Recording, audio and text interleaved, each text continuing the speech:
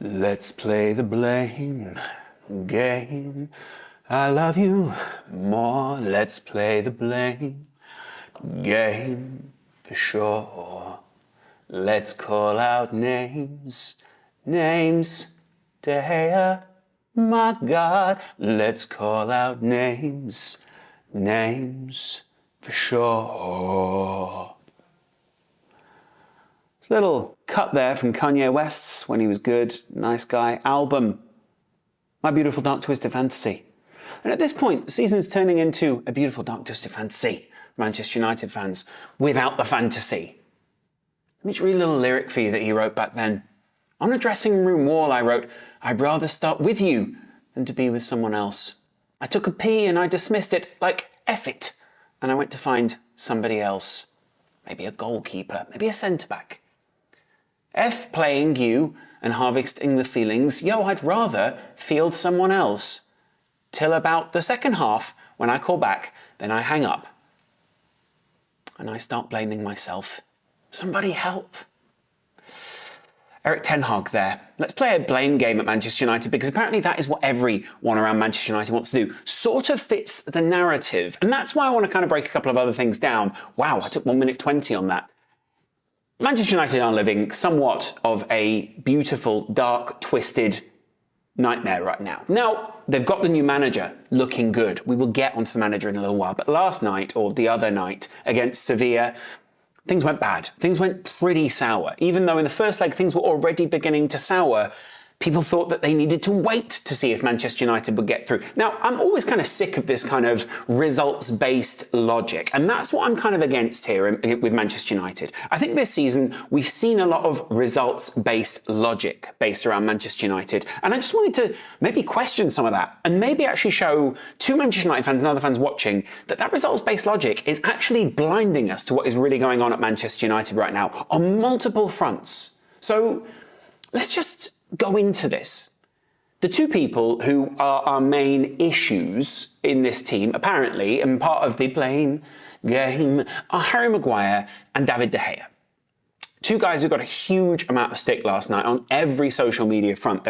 Every YouTube video was based around the mistakes they made. Look, I just don't think he's good enough anymore, right? I don't think he's good enough. Despite the fact that ages ago, I defended him, I said he was more than good enough, and the money and the fee and everything else, right? I don't think he's good enough now, all right?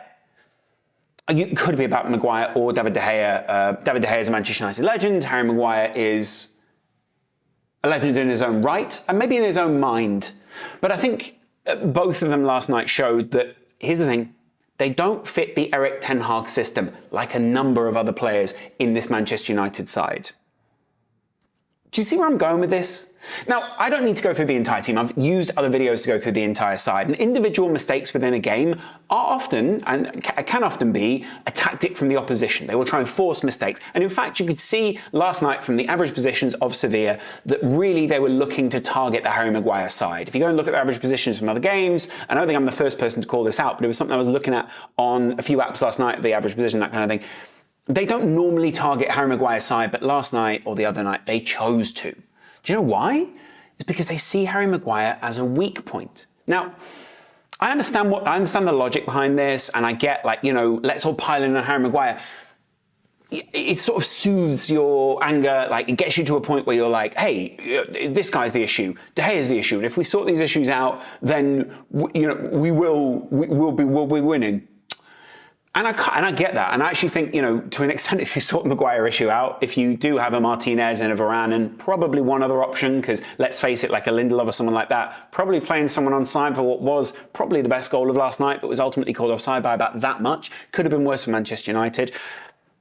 If you sort some of these issues out, yes, you do sort a lot of the issues in the team. If you get a ball-playing goalkeeper, which Manchester United have not had for years, but someone who's an incredible shot stopper, like David De Gea, if you get an incredible ball-playing goalkeeper, then you probably negate a lot of the modern issues that people have, right? David De Gea, incredible shot stopper, not so much of a ball player. And most people kept him or wanted to keep him because, hey, you are an incredible shot stopper. But then when you're not stopping shots, you have a bit of an issue.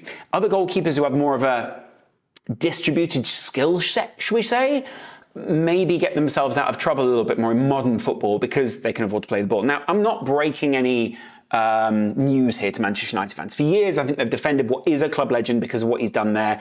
Probably not because of everything he's won, but more just because of the way that he's been loyal, in a sense, to the team, because he's been around, and also just because he is a decent goalkeeper.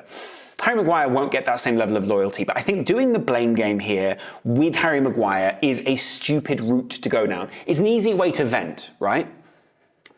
But I've kind of hidden off over here to a couple of different things. Sevilla had a plan, first of all, right? Which I think is important. And I think we should talk about that plan because they clearly targeted Harry Maguire. They clearly targeted that right side. They clearly also targeted Aaron Wan-Bissaka. And they kind of drifted in from the other side, so you could sort of say it's the whole of the back line. But there have been a few games, in fact, quite a few games now this season, where teams have targeted elements of Erik Ten Hag's system, where the players probably haven't had the training time, probably don't have the integration with someone like Erik Ten Hag at this point to be able to act on that, right? To go, hey, I know what to do in this situation. Hey, I've been trained about this. You can't do all of that in one season under such a complex and intelligent manager, right? And I'll get that. I think that's, that's why I'm saying I think the blame game is stupid. Harry Maguire will probably go to another team and be a perfectly serviceable centre-back. David De Gea will go to another team and be a perfectly good goalkeeper for them. Maybe not at the very, very top tier like Manchester United are appearing to be, but there will be someone who will try to make these two work in their team. And I think to a good degree as well, they're both very, they're both more than serviceable. Sometimes the delusion of Harry Maguire is an issue, but, that's a whole other subject. Now, you've also then got to look at the whole system as a whole, and that is then Erik Ten Hag's responsibility, right?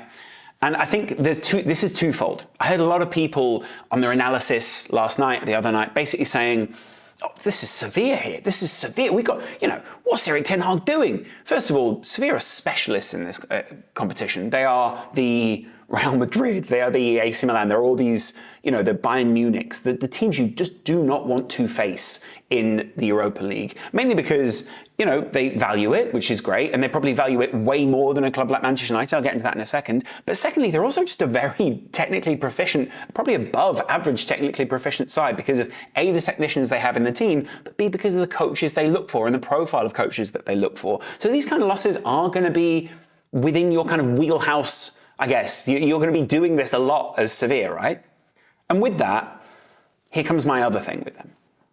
You're playing in the Europa League if you're Manchester United. We know that Manchester United's ceiling and specialism really, if the club is being honest, wants to be the Champions League. The Europa League is a nice plaster over an axe wound. It is a way to stop a leak in other ways, right? But it's not the end goal.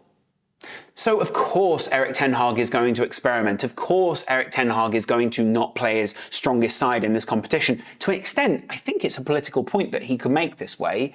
And to an extent, I think that's why in the post-match press conference, as much as he's a competitor, he's sort of going, yes, it is what it is. Like, we lost the game. Don't castigate the guy who's taking you in the right direction and broadly taking you up the hill. And by the way, these other two over here, don't take them also down. You be a loyal club to these kind of people. I'm a Liverpool fan. We had a not even a terrible side, but we had a side that was roughly lower technical proficiency than Harry Maguire and David De Gea and the other players who will probably lead this Manchester United team this summer. When Jurgen Klopp came in, it took time. We were in the Europa League that season. We got only one more stage further than Manchester United did. Who did we lose to? That's right. Is there some sort of foreshadowing there? That's right. Do you know what I'm saying? Like Manchester, every side has to lose to Sevilla at some point. It's a rite of passage. Anyway, I'm kind of going away from the point for minimal comedy effect. The point with Erik Ten Hag is, and I think we kind of need to address this a little bit, there have been some blowouts this season, right? Now, obviously, as a Liverpool fan, there's one that I will reference. Towards the beginning of the season, there were other blowouts that I will also reference. In between kind of weird, pretty decent results. There have been some fine results. There have been moments where Erik Ten Hag's risk and tactics have extremely well paid off for Manchester United, and he has looked a tactical genius. There are moments where he has gotten the best out of a very mid and probably quite vaguely constructed squad at Manchester United. I'd be happy with that if I was a Manchester United fan. Your goal this season is one thing: get top four back. Prove you're going in the right direction. Prove that everything that happened under Oli, under Ralph, under, even Louis van Gaal, all these different managers, was just them keeping the bed warm so that a good and technically proficient manager could come in and do his work. There's no reason why you shouldn't do that in the first place. You're fans of the club, like support them. I don't understand what the logic is, and this is my issue here. I'm not having to go at Manchester United fans. I just think there are some people who are using this as an opportunity to become hyperbolic about the whole situation, to be like, oh, Manchester United's still not that good. Manchester United, Eric Ten Hag is a bad manager. Now, I do think there is something I want to address about Eric Ten Hag. There are times where he leaves his team extremely open to be exploited, hence why Liverpool could hang them out to dry. And there are moments where you see the players kind of realise that, right? But it's not just in the back line that this happens. It happens all over the field under Eric Ten Hag, and it happened back when he was also Ajax manager. There are crunch moments and there are big, tense moments where sometimes I'm not even questioning Eric Ten Hag. I think in the long term he's a great coach. I think technically he's taking Manchester United to another level. I think broadly his transfers have been great. In fact, even specifically his transfers have been great. I think the real thing I want to say about Manchester United is they have a system which relies a lot on individuals in very specific positions right now. So for instance, he loves playing Antony and he loves playing Rashford because of what they do in those positions, the way they pull the opposition about, the way that they allow Manchester United outs, the way that Antony hugs the touchline, then cuts it, all these different kind of ideas, and the way that like 5/6 sort of works when he has those two wingers that he can play with. And obviously he didn't have that in the same way last night, and the structure didn't work as well for Manchester United, but that allows them controlling games. So blaming De Gea, blaming Maguire, who have had a few good times where they've played out the back very nicely, but at the same time have had plenty of nightmares, and that's partly due to the fact that you play out the back, you are going to get in trouble from time to time. Obviously there's a real issue with that. Sorry, that's just Eric Ten Hag asking me for some advice. And then the other side of that is, it's not just two players. There's a whole system that we have to look at here. And I'm wondering why I know why people aren't looking at the whole system, because they have their favourites. They have people they don't want to put blame on, and they're playing the blame game, which I don't really want to play. I think it's stupid to play a blame game in football because you're only going to end up annoying players, or you're only going to end up kind of, singling people out when really a system lets people down, and that is a manager's responsibility. So what I'm saying is, Antony is also a big part of this. Tracking back is a big part of this, but also dragging teams forward. You saw this against Liverpool when they lost 7-0. How many times Liverpool exploited that? The man-to-man that Eric Ten Hag currently loves to do, these huge spaces, which mean, of course, Ajax are going to attack more down the right side. So it's the matchups in those positions, all these kind of things, the individual matchups that he can't quite work out at the moment because he doesn't have the personnel. Next season, a lot of that will be solved, not only because they get another pre-season with Eric Ten Hag, but also because they're going to have different players in very key positions. You've seen what happens when he brings in a key player in the Casemiro position, moves out McTominay, and then Fred. I still like Fred. I think Fred will go somewhere else and be great. I think McTominay probably will do the same, but just not on Manchester United. And what I'm saying, do you know what I'm saying here? I think there's changes to be made, but I don't understand why people are freaking out over this. But mentally, there is an issue there. I'm not saying it's like some big issue that he can never solve. I think there is an issue with consistency that you probably didn't have the same issues with at Ajax. You probably didn't have the same issues with at a club that isn't the size of Manchester United, but is still a behemoth, right? And that is what qualifies you for this job. You have to step in and essentially level your own game up along with Manchester United's, right? And you'd hope that they get a level of investment and also they get a level of training facility. I'm looking at you, the Glazers, if you are looking for minimal or maximal investment to try and upgrade somewhere like Old Trafford, up somewhere like Carrington. But I'll take you back to that performance against Spurs. It got to 3-0 on aggregate in the Champions League semi-final between Ajax and Spurs. And in the second half, there was a collapse. Now, that was a piece of Champions League history, and there was an even bigger collapse in the Champions League that year anyway. So it kind of got overshadowed, and then Spurs went on and didn't win it. I think if they won it, it probably would live longer in the memory, should we say, of Eric Ten Hag. But there are games like this where the game gets away from Eric Ten Hag and his side, and sometimes I'm not sure if he knows. In these games, I've got not the best analogy, it's an analogy. He's climbing the side of the mountain, right? And he's getting his, I want to say like grips or his crips in. What do you call them? Like the crimps? What do you call them? Like, those things that you like, they're a pickaxe, they're an axes, right? Not pickaxes, you don't want to pick away the side, but they're axes, right? And then he gets his feet in, they're like the feet with you stab them in the side of the mountain thing. And he's going up and suddenly they hit ice or they hit a part of rock that isn't as sturdy, and they fall away. And it's about getting that grip back on as whatever fan it is. Look how skinny my arms look. It's incredible. Thank you, Ramadan, am I right? Anyway, Eid Mubarak, by the way, to everyone out there who's watching. Thank you very much, brothers and sisters who are watching out there. I lost my train of thought because I got so excited about Eid. Anyway, he gets up the side of the mountain, loses his grip, and the side lose their grip, and then they just struggle to get back into it.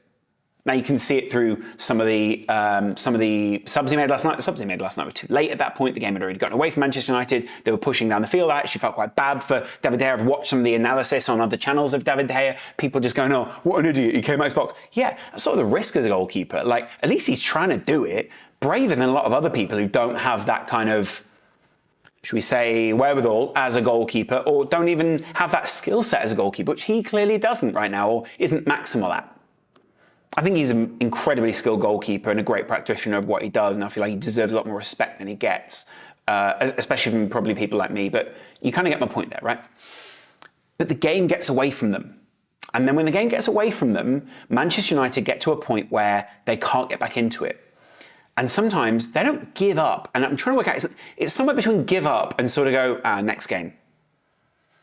And they kind of get these looks on their faces, and you need to get this out of the team. It might be because there are players or individuals within the side who aren't happy with the direction of the team anyway. They'll be gone in the summer. That maybe some of them will be gone, maybe not all of them are gone. You get my point. But what you need to do is get rid of that. Erik ten Hag needs to move on from that, because there was devastation at Ajax, and if Manchester United get to crunch points in pressure moments, the fans need to know that they can support this side, that they can rely on this team to do something special. So that's my piece of feedback here on Manchester United. Broadly, the Glazers have let you down. Broadly, and I think even the people at the very top of the club know at times that there has been mismanagement. I'm not saying therefore they've always been terrible people. Or, I think they're bad. I think they've been bad owners broadly, or there have been certainly bad decisions made, and the debt leveraging against the club and all those kind of things. I think no one likes that in football. But the point is, broadly, there has also been investment out in the field, not to maybe the degree that Manchester United or any fan would like. But the point is, there is investment. There is now better investment. The graph is going up, I think, broadly under, and not even broadly, just actually literally under Erik ten Hag. And I think this is an overreaction that people are having here, purely for clicks. Which, by the way, my face in the thumbnail might not help that. But you sort of get my point here, broadly for clicks. So I'm saying, don't panic, Manchester United fans. I'm saying, let these guys leave with a good memory. Hey, this has been great. Thank you so much. Yes, this has been lovely. Okay, off you pop. Shall I drive you to the airport? And away they go. You know, you can drive them, that's fine. But broadly, it's not that bad. Anyway, I hope you guys have enjoyed this video. I'll chat to you again in a little while. Manchester United not that bad. I'll see you again for another Arsenal video later, and probably Manchester United one, and probably a Liverpool one, and probably some others over the weekend. Love you guys. Have a good weekend. Eid Mubarak. Enjoy it. And I'll see you later. Much love. Bye.